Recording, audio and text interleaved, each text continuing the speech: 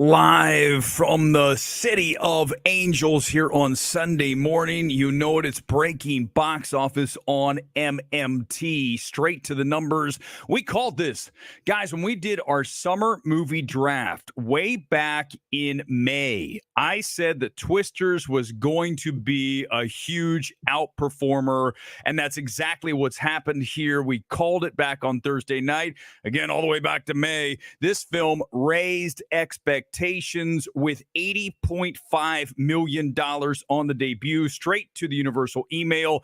And we get the numbers. Friday, 32.2, Saturday, 27.5, Sunday, 20.7 for a total of $80.5 million stateside. This is now the biggest natural disaster debut ever. And also the third biggest debut of the year behind Inside Out 2 and Godzilla X Kong. So we are in a really good place right now with Deadpool and Wolverine coming into the box office next weekend. That film has a very real shot at getting to $200 million for the debut stateside alone. That's our big topic tonight on the MMT Sunday Evening Spectacular. But back to Twisters and why this film did the numbers that it did this weekend. Look at this. Male 50%, 25 plus 78%. Okay, that's just the male. Let me click out of that. I literally just lost the entire page for hitting the button. Let's go back. Those are all my emails. Well, we're just going to go back and we'll go to this email from Warner Brothers, which is handling. Here's the deal. Warner Brothers is handling this film overseas, and Universal has it stateside. And what you're going to notice here with the numbers on the overseas, not as strong. This is not an Inside Out 2 that's doing bigger numbers overseas than stateside. Both are killing it. We'll talk about that film in a minute. But when you look at Twisters, it's just a film that's not going to travel as well as a Deadpool Wolverine. Because listen, to my knowledge, tornadoes are domestic issue only, right? Maybe there's some tornadoes in France. I honestly don't have a meteorology degree, but we always talk about Tornado Alley, and obviously we're talking about the Oklahoma, the Kansas. I grew up in Ohio where we had tornado warnings all the time, had to get down in the basement or in a bathtub with a mattress on top. In school, we would duck and cover. So we did all these things. This is just what America does. We know tornadoes. So this film is going to do better here. Now, go back to 96. The Twister, I keep wanting to say Bill Pullman every time. I'm telling you, I've done this stream now multiple times, and I keep wanting to say instead of Paxton and Hunt. You go back and you look at that film. It did fairly well overseas, so this still has time. By the way, I want to mention this debut is right in line with Oppenheimer, just about 2 million under Oppenheimer's debut from a year ago. And here's the situation, right? You look at the marketplace next weekend with Deadpool Wolverine. There's no reason why this film, Twisters, can't come in and do a solid number in conjunction with it, like a Barbenheimer, call it Twistpool or Dead Isters. Whatever the other option is, that is what we should be able to see. The only problem for Twisters is it's going to lose those PLF screens, premium large format. And when you talk about a premium large format, you're talking about the IMAX, the Dolby, the Prime. I'll bet Twisters gets at least a screening or two in Prime next weekend. I haven't seen the full schedule yet. We'll look into that coming up closer on Deadpool Wolverine. By the way, I want to mention tomorrow night, we're going to have a Deadpool Wolverine, either reaction stream from me seeing the film or reaction to the reactions that are coming out of the first screenings tomorrow night. That is tomorrow live about 9:30 here in Los Angeles. That's 12:30 a.m. True midnight movie talk on that. Tomorrow night, Twisters took only $27.1 million in this weekend. Remember, though, this film did open before it did stateside overseas, so now it's up to 42.7 when you throw that money all together for a total of 123.2 million on the worldwide Twister take so far. The holdover drop overseas was strong. They say outstanding minus 30%. That shows that this film should be able to do well in successive weekends, even with Deadpool Wolverine. I think you're looking at next weekend for Twisters, maybe a drop of 40 or less. I'm saying stateside. Now, again, you do lose those PLF screens, so you lose as much cash as you can get because those are the upcharge screens. But I think that Universal and Warner Brothers here are going to be happy with how this film performs. We called it. Really not a surprise, guys. I mean, listen, we can see it over the past several weeks that theatrical has been on fire and films are coming in and doing well. There's a few exceptions. We'll talk about a couple of them here in a second. But Twisters, big hit, and I think it's going to play for a while in conjunction with Deadpool Wolverine. We'll talk about that later tonight. Also tomorrow on the reaction stream for Deadpool Wolverine.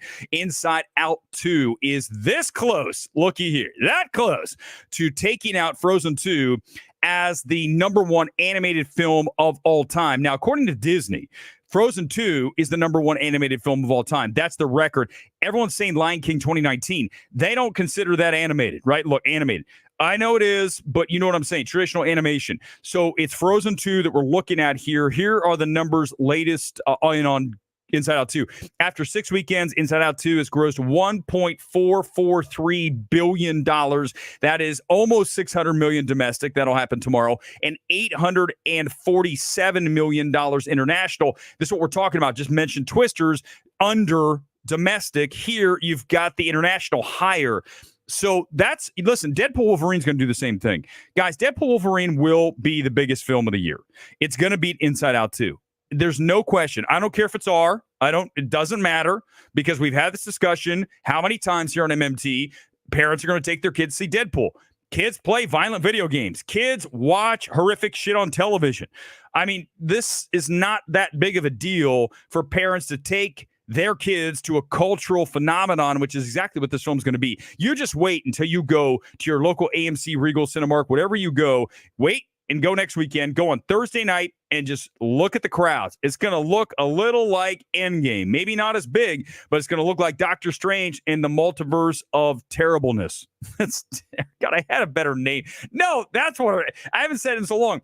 It's Doctor Strange in the multiverse of midness. That's my bad here for not remembering that. Over 2 years we called that. Inside Out 2 remains the number 2 animated film all time. As I said, closing in on Frozen. It's only about $10 million. By my math, if I look at these numbers, $10 million. That's going to happen tomorrow.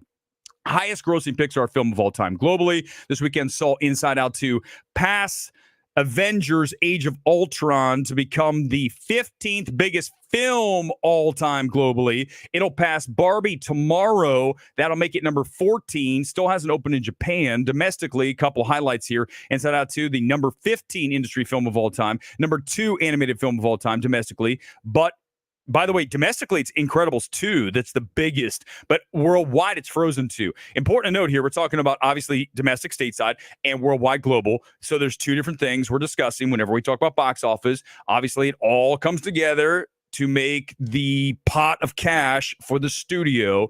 Inside Out 2, the highest grossing Walt Disney Animation Pixar title of all time in Canada. Number 3 for the weekend, its 6th weekend, dropping just 36% this weekend again. And remember, that's with Despicable Me 4 in the marketplace, still doing well. Despicable Me is only dropping like 40%. It's up to $574 million worldwide. So that film's succeeding very well as well. So you got multiple films doing big business. And really, initially, right, we talked about this summer when we started, it was in the worst possible space because we had that situation where the strikes pushed off all the good stuff, like Deadpool Wolverine was supposed to be in early, we'll actually make that late May. So we're 2 months later on that. And at that time, we were effed, right? I mean, you look at what happened with Fall Guy, you look at so many films that came in and underperformed. It was nowhere near like last summer. But now, at the end of the summer, we called Twisters, not a surprise. So if anyone's like surprised, listen, if Grace Randolph comes on her stream and says, whoa, look,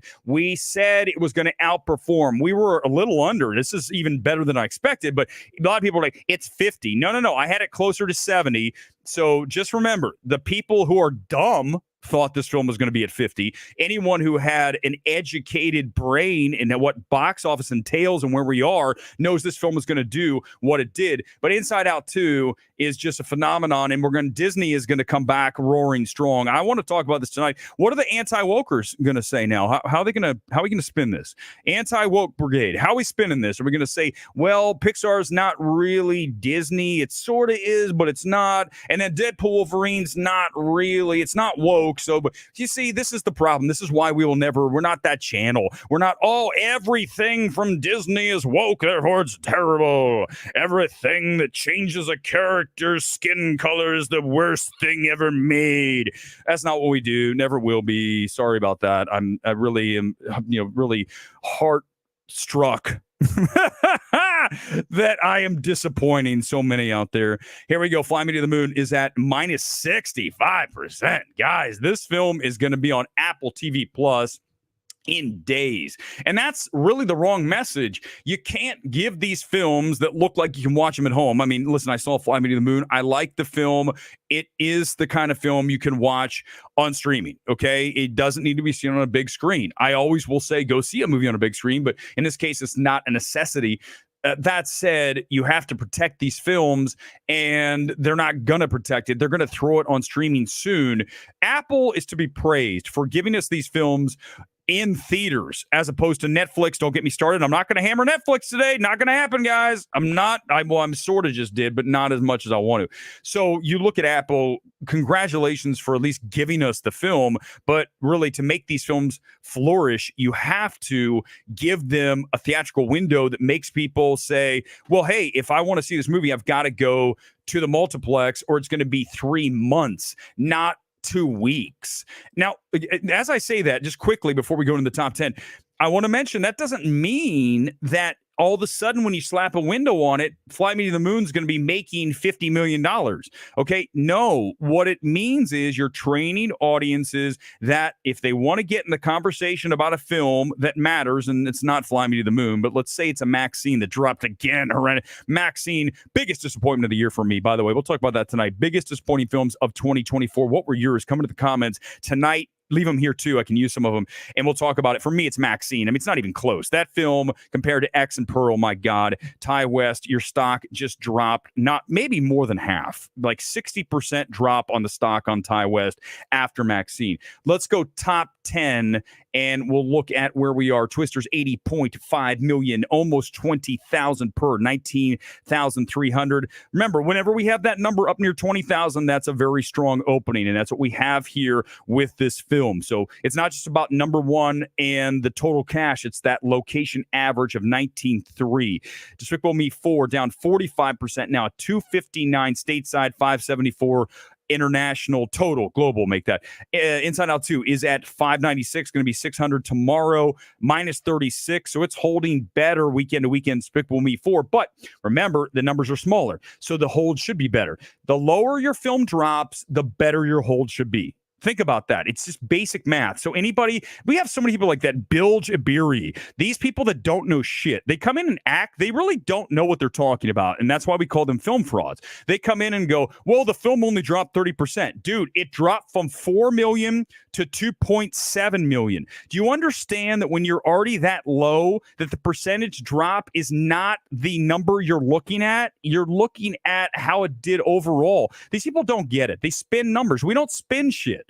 I don't have time to sit here and spin all these numbers and say a film's a success when it's not. That's not how we operate. We don't operate anti-woke. We don't operate pro-woke. We operate objectively, journalistically, and that's why MMT slaughters everybody else. Destruction. You're all dead on the battlefield. It's over. Long Legs, number 4, down 48%, and that's a pretty strong hold. Listen, I mean, the word of mouth on this was not as exceptional, I think, as Neon expected. We told you to lower your expectations, but it doesn't matter because this film really has no competition. It had that oddity from IFC, which I don't even see here on the top 10. I'll have to find it for tonight. Oddity is one of the worst films of the year, and another reason why you can trust no film critics. I mean, guys, this is not even up for debate. If you watch Oddity and you think that's a well-made film from a cinematography standpoint, edits, overall filmmaking, you show your whole ass. I mean, it's done.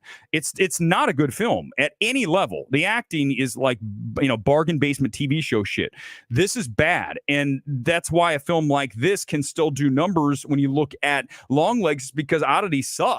And people walked in. I mean, people were sleeping. I had multiple people tell me, Oddity, someone fell asleep. Another person was on their phone. I go, that's exactly the kind of film Oddity is. But you listen to people like our Get Ready, our whack film reviewer of the week. They'll tell you it's a great film, 4.5 out of 5. These people are insane. They just don't know what they're doing. Guys, it's literally like a quarterback who throws the wrong direction, drops back and fires a pass backward. That's how bad some of these critics are. A Quiet Place, day one, 127. Like you get through a stream without like hammering all the critics because they're so terrible.